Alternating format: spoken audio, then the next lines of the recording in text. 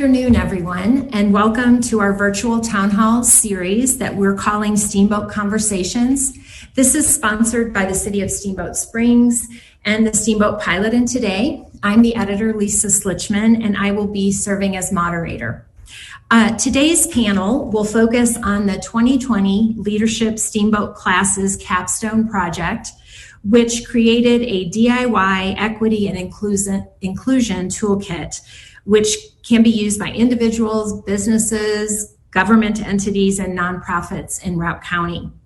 This particular panel, as well as others in September and October, are being held in conjunction with the Steamboat Pilot and today's 6-week Indivisible study series, which will focus on issues of diversity, equity, and inclusivity.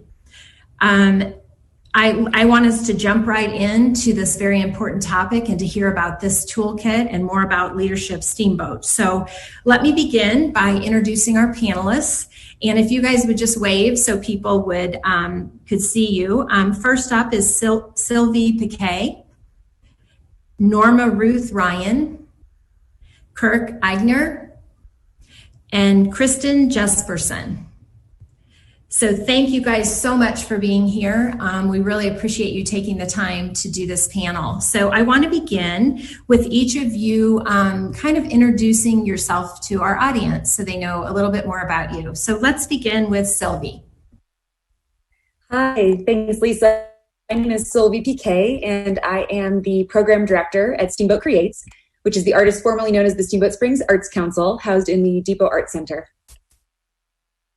Fantastic. Thank you, Sylvie. Next up, Norma. Hi, my name is Norma Ruth Ryan. I work for the City of Steamboat Springs and for Storm Peak Brewery, and I am loving this warm but smoky day.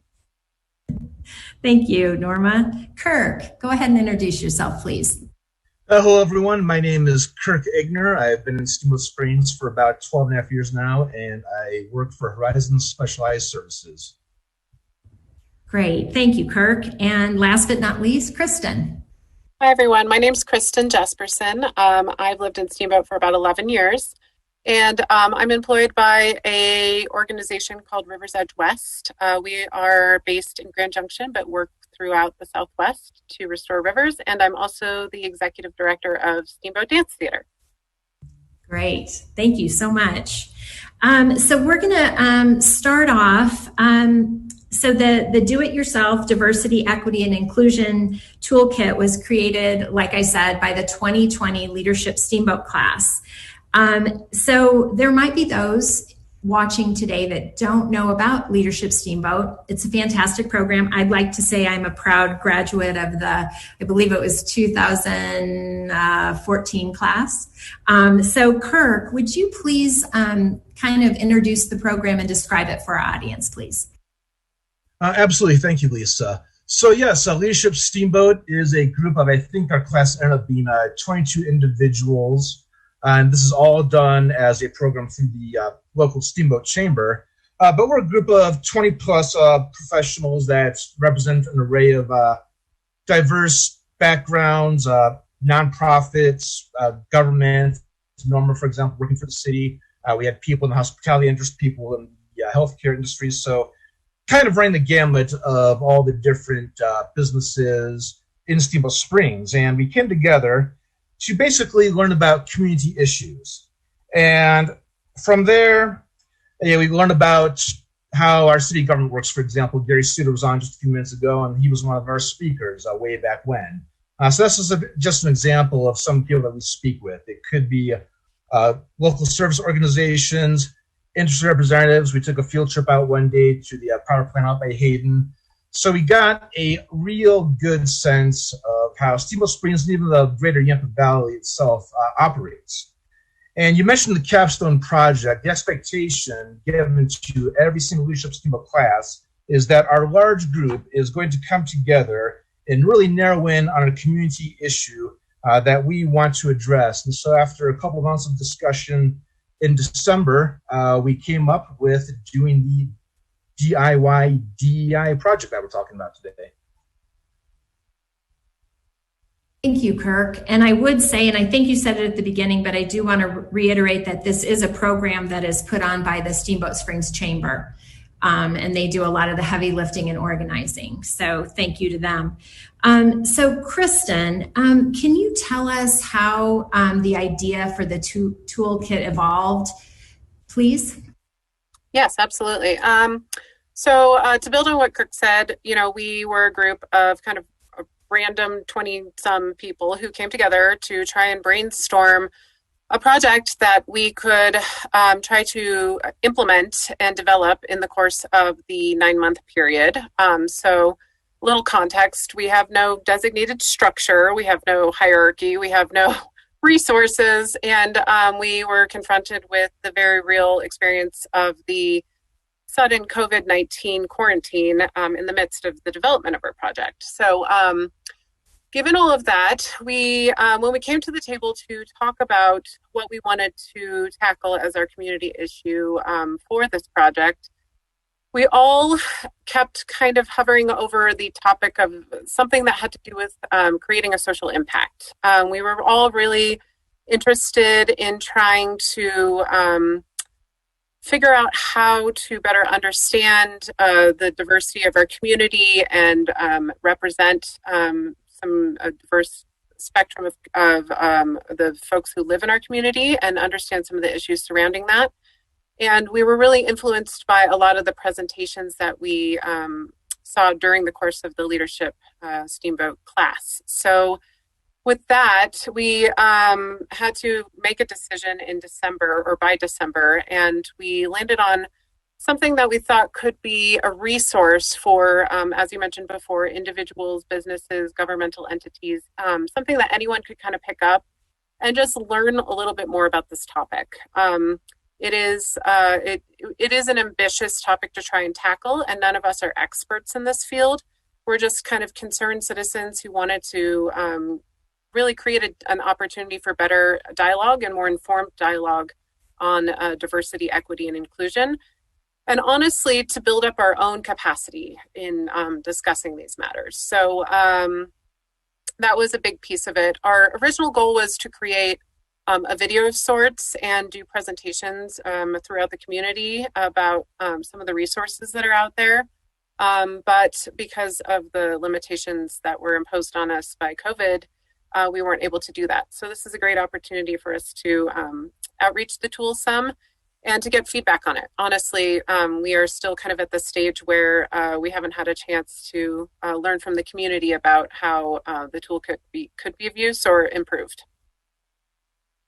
Great. And I would encourage you all, with Kristen saying that, is I imagine if you have any ideas after listening to this panel, you can always, send them my way or to the chamber. And I'm sure it sounds like this group would really welcome that input. So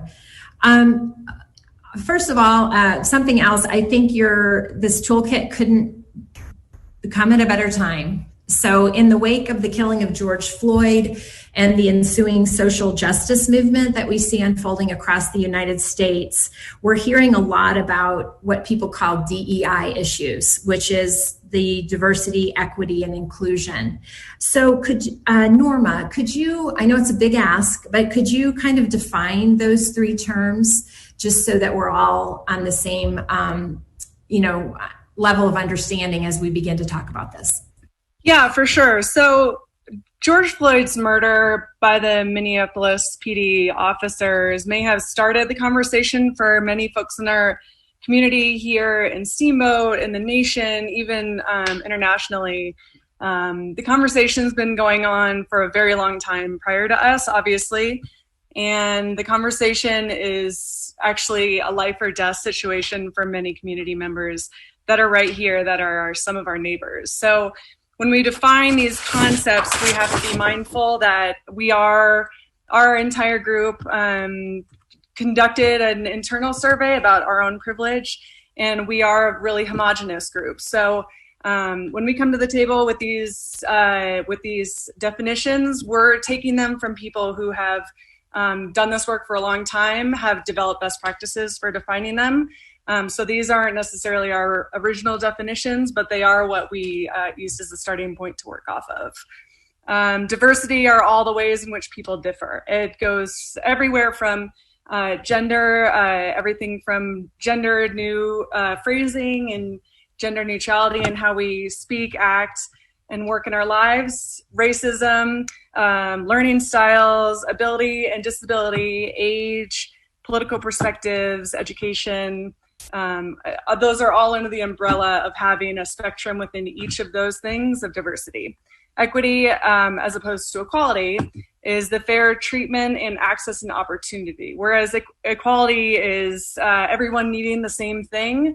Equity is taking it back a step and is understanding what individuals need to fulfill their healthy lives. And every individual is different. Lastly, inclusion is the act of creating environments and having that structural change from the equity to make sure that procedures and policies are developed that include any individual group, and ensuring that everyone is included, treated the same, and has access to those policies and to changing them. Thanks. You did a really good job of defining those because those are big issues. So thank you. And you mentioned this, Norma, but Sylvie, can you talk to us about the concept of privilege and why it's important for people to be aware of privilege as we discuss these issues? Yes, thanks, Lisa. As Norma and Kristen have echoed, we as a group are not representative of the entire makeup of our community. And as a predominantly white and relatively affluent group, we have historically had unfair amount of influence. And one of the steps of our process was to do an assessment of the demographics of our class and to recognize and call out that privilege. And that's something you'll see in the toolkit. We are not the experts, but a motivated group who feel strongly about moving Routt County further along in celebrating our diversities here and bolstering diverse voices in positions of power and decision making. So it's important to be aware of your own privilege because inequalities and inequities exist. Racism is systematic and it's upheld by policies. When I say racism, and I mean it to include that multitude of diversities that Norma described and that are described in our one book, Steamboat, How to Be an Anti-Racist, including the ethnicity, socioeconomic, gender identity, sexual orientation, language, varying abilities, etc.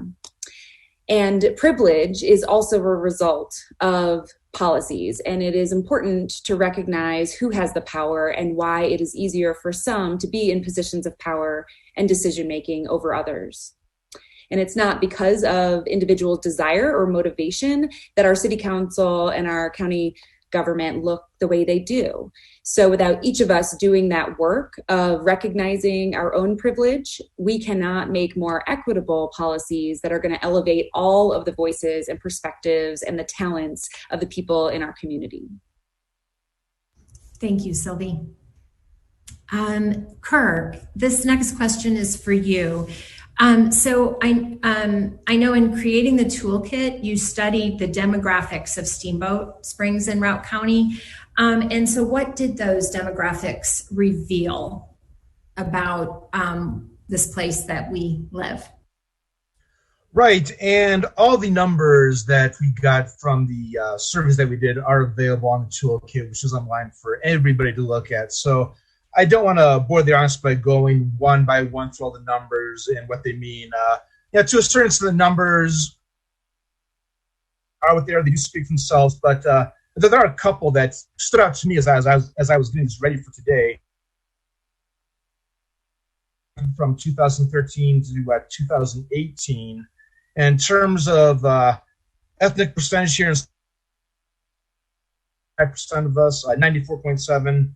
Of Steamboat Springs residents are white, 8.7% are Hispanic Latino, and looking at those numbers, they go over 100, but again, this was done through a 5-year survey, so I think I'm going to speculate that's why they don't quite round to 100 there since it was done on a 5-year survey. And also, a poverty rate of 11.4%. I think that we both objectively and subjectively see ourselves as being a very white, fairly affluent community, and the numbers do back that up. They're there. They say what they say. They mean what they mean. But at the same time, I think that if you look a little bit beyond the numbers, there is more diversity than we are aware of at first glance. Just under 9% of our residents are Hispanic or Latino. So I think that in a relatively small town like Steamboat Springs, we have an estimated population of 13,764 in 2020. That's a fairly sizable minority within a town of our size. And again, the number that also kind of stands out to me is that poverty rate, 11.4%. We are an affluent community, but there is not just economic diversity, but I would say economic disparity in that number as well. That is not something that we immediately see. Thank you, Kirk. Next, Kristen. I also know that you guys conducted stakeholder meetings as part of this process of creating this toolkit. So who did you talk to, and what are some of the key things that these different groups shared? Yes, this was a key piece of our process and was what informed the development of the toolkit itself. We tried to identify a list of organizations and governmental entities that serve the population here. And I can read through who we interviewed. We interviewed representatives from Routt County, the City of Steamboat, advocates of Routt County, Boys and Girls Club, Colorado Mountain College, Integrated Community, Lift Up, Routt County Council on Aging, United Way, SELA, STARS, Steamboat Reading, Steamboat High School Gay and Straight Alliance, UC Health, Yampa Valley Medical Center, and Yampa Valley Autism Program. So we have a good representation from many of the organizations across the community that serve the diverse populations within our community. And we had some really interesting findings. In large, there is a strong sense of belonging and a sense of appreciation for what Steamboat has to offer. But there is also a significant amount of under services or lack of services for some of the populations that that those organizations serve, such as professional development is a challenge for a lot of immigrants and non-English speaking populations. Housing and its affordability is obviously an issue that we're all intimately familiar with. Legal services are not available for a lot of those populations, especially for immigrants and for LGBTQIA populations. Language interpretation is not readily available, and childcare is lacking, especially affordable childcare is lacking for a lot of these communities.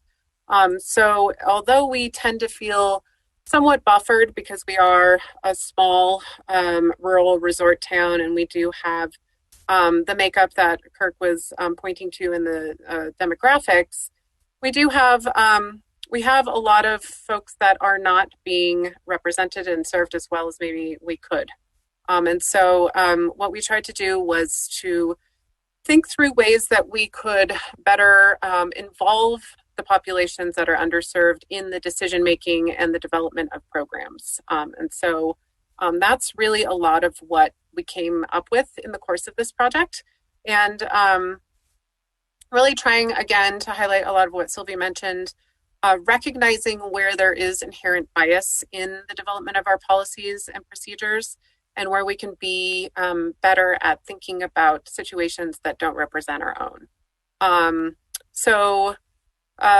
Yes, there are some issues in our community, and that some ways that we think we are some low-hanging fruit opportunities for us to better address those. Thank you, Kristen. Sylvie and Norma, I think we'll let you kind of tag team this next question. So in the DIY DEI kit, you list 10 ways that someone could DIY, DEI, to add that to your life, business, and community. So can you guys kind of divide up that list and share those 10 action items for our audience? Yes, I'll walk us through the first 5 and then hand it over to Norma. And I'm going to share my screen as well so that you can see what it looks like on the Chamber website as we go through these.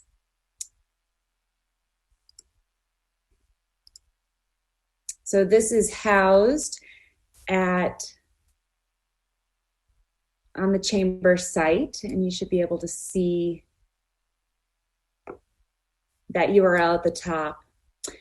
And collaborate is the first one that we list. When making business decisions or community or organizational decisions, invite and explore a diversity of perspectives, whether that's internally or externally, by including diverse stakeholders.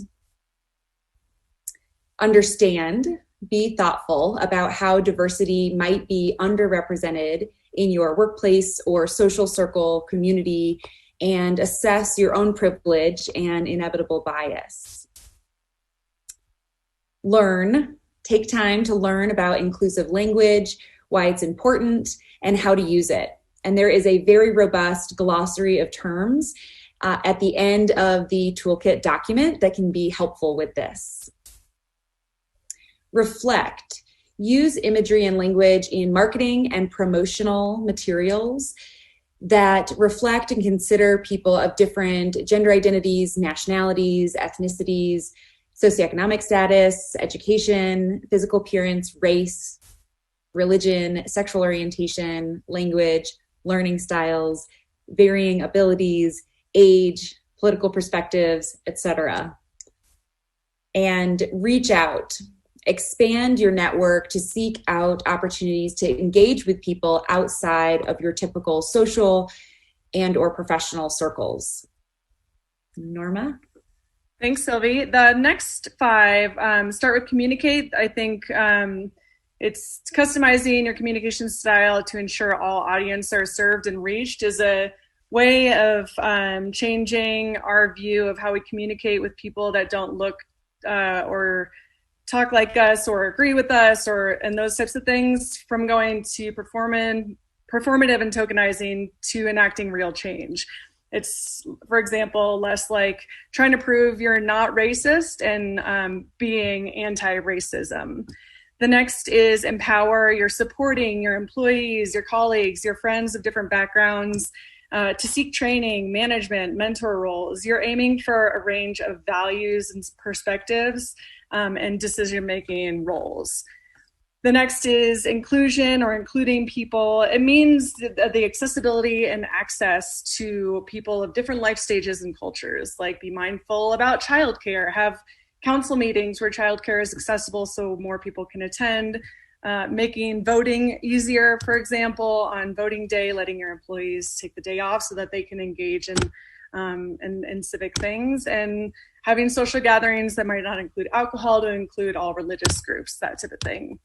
The next is respecting spaces, respecting and creating safe spaces for folks of color, LGBTQIA communities, and people of varying abilities and neurodiversities to be with others who share their identity and unique challenges. And this one is encourages us not to co-opt movements, hashtags, or efforts, and being more of a how can I help mentality rather than how can I save mentality.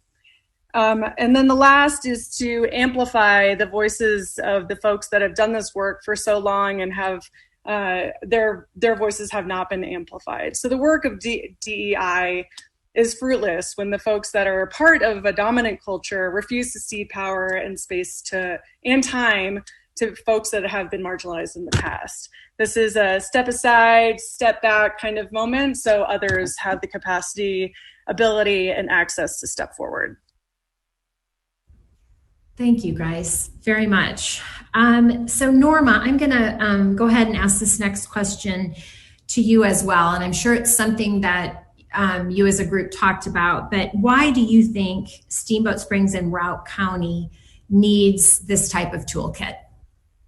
Simply put, we know that our circles might look, feel, act a certain way, but through our interviews and as members of the community, there is a lot of unacknowledged privilege and removal from some of these issues. The privilege of just not having to think about it is a big privilege point that I think a lot of us forget, where we can just turn off social media for a day if we are overwhelmed with sadness or responsibility or white guilt about what's going on in different parts of the country.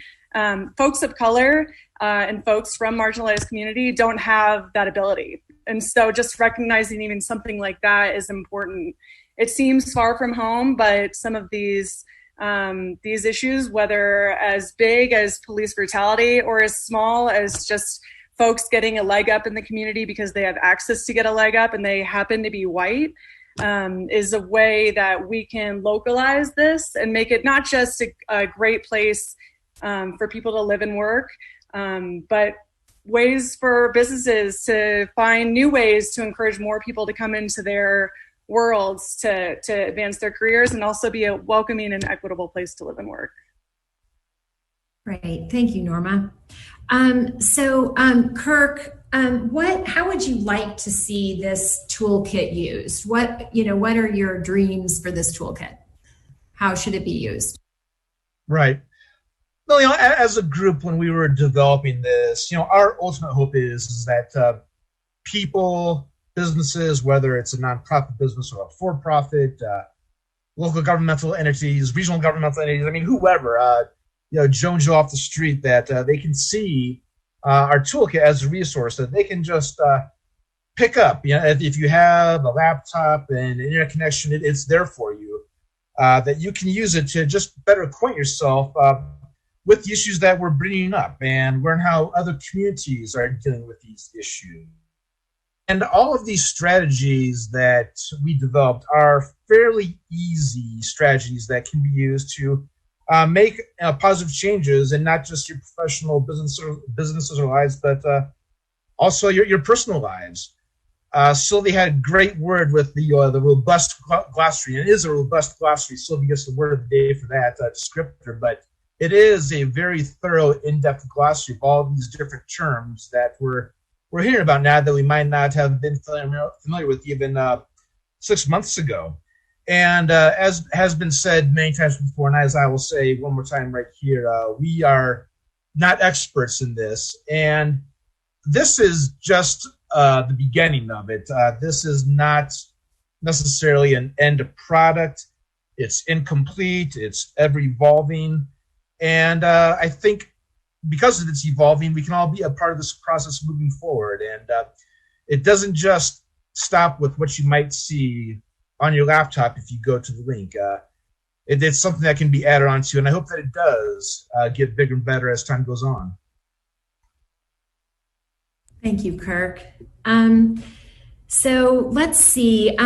This is one that I think is really important for us to acknowledge, and I think we'll let Norma and Kristen answer this. But, when you look at the makeup of this panel, myself included, obviously, we're white.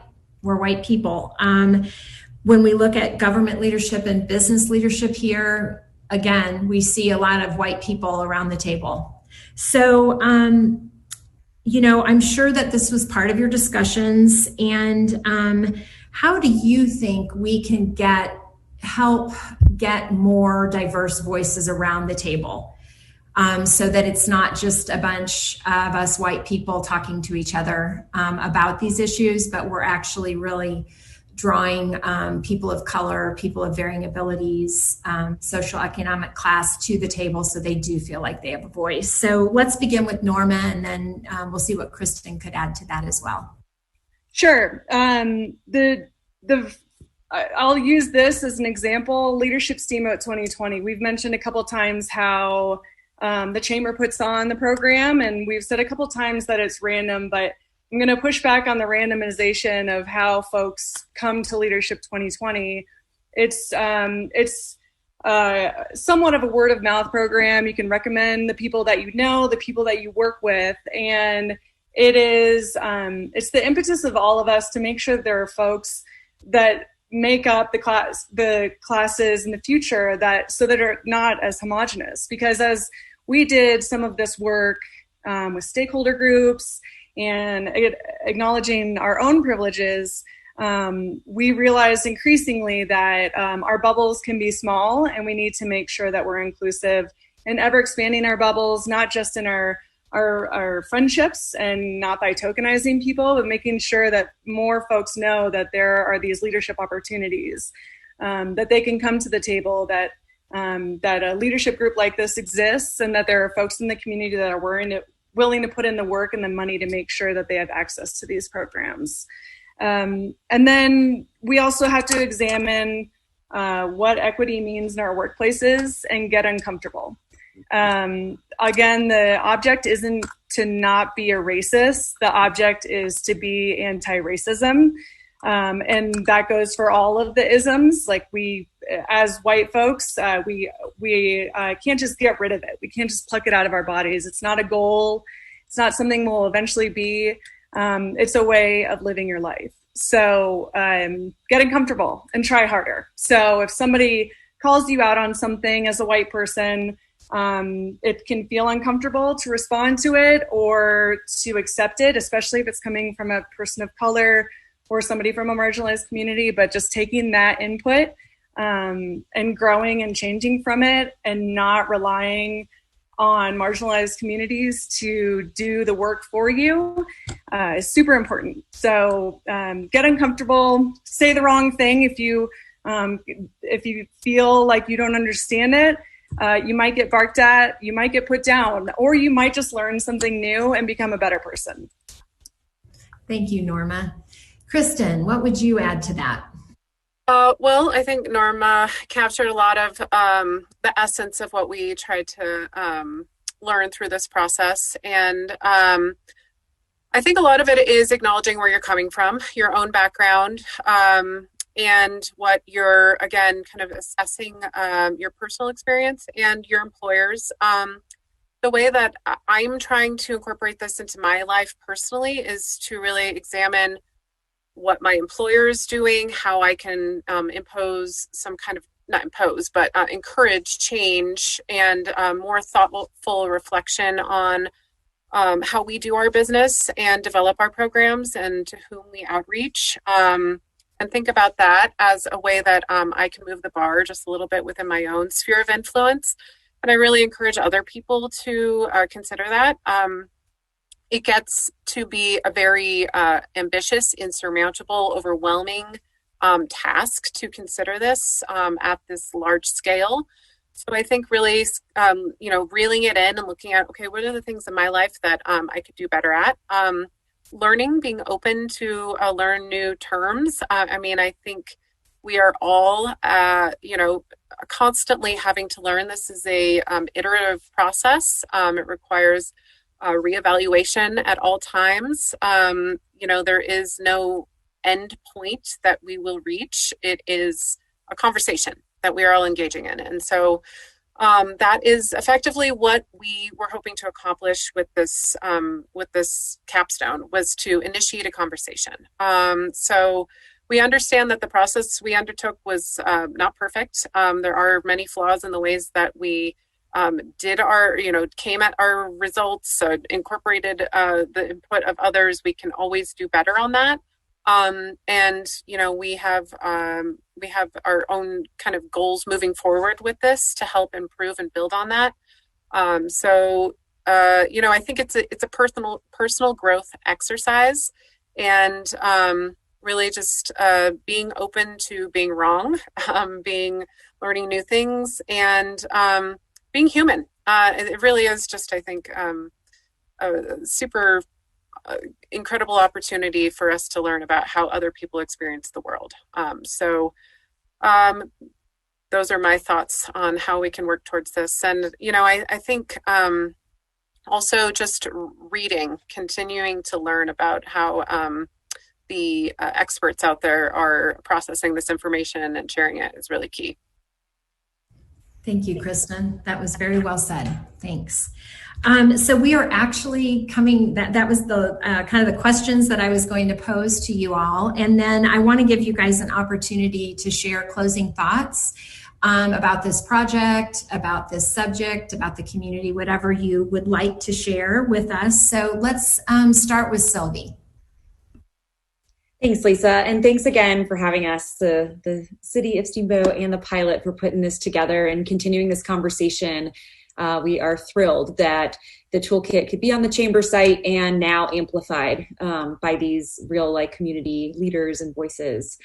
And as closing thoughts, I want to acknowledge that this quote unquote paradise that we all really appreciate living in wouldn't be what it is today without the diversity of people who all play a part in its functioning and its success. And kind of regardless of your beliefs, this is happening, and we each have a role in this. And the toolkit can provide a really awesome opportunity to, at the very least, start or continue learning about diversity, equity, and inclusion, and what that means for us as individuals and as members of the community in terms of how we approach diversity.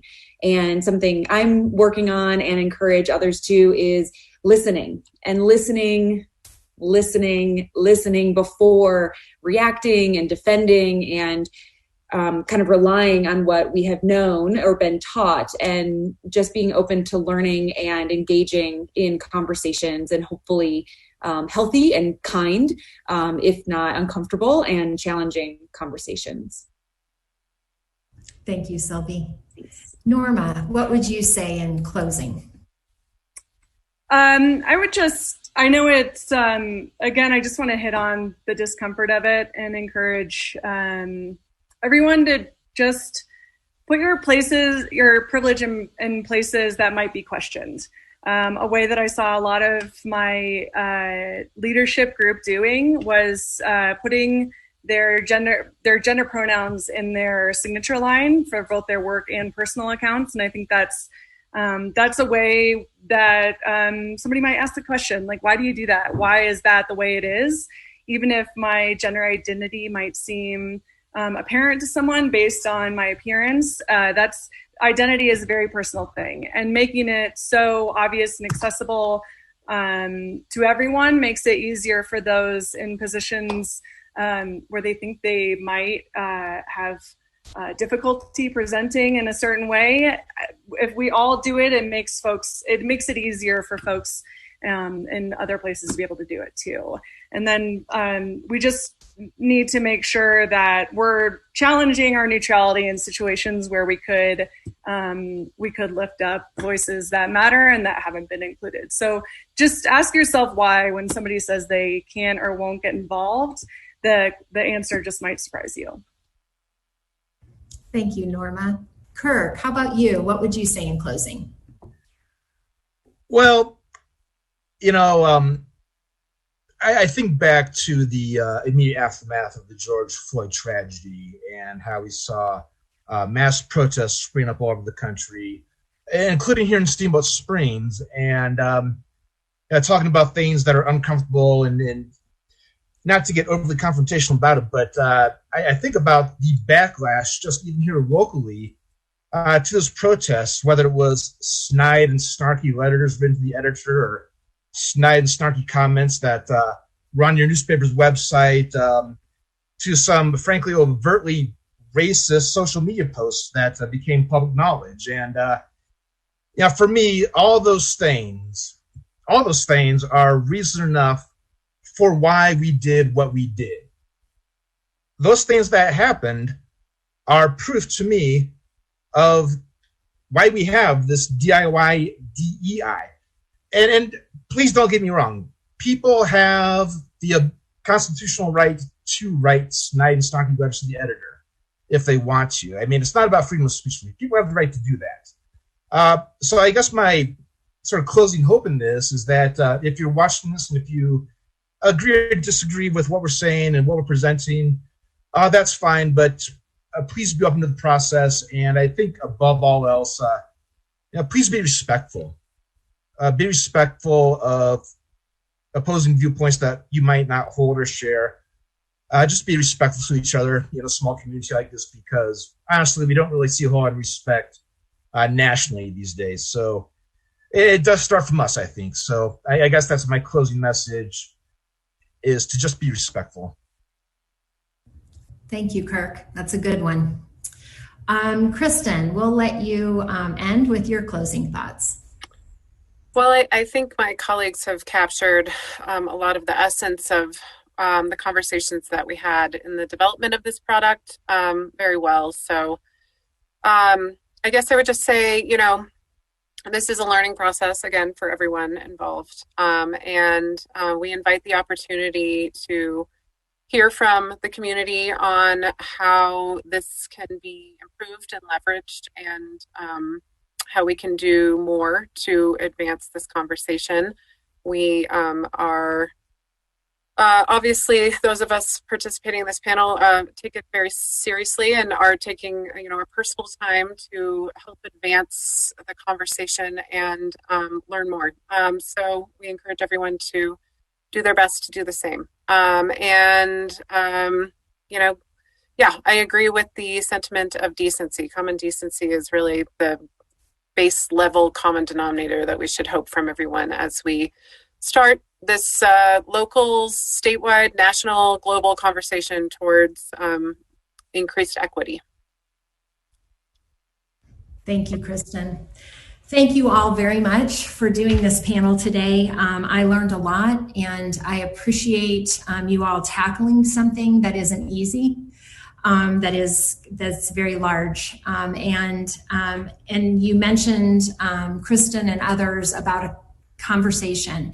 This panel is called Steamboat Conversations for a reason. We try to pick topics that we believe the community should be discussing. And again, it's not my personal choice. It's just from whether it be local news, national news.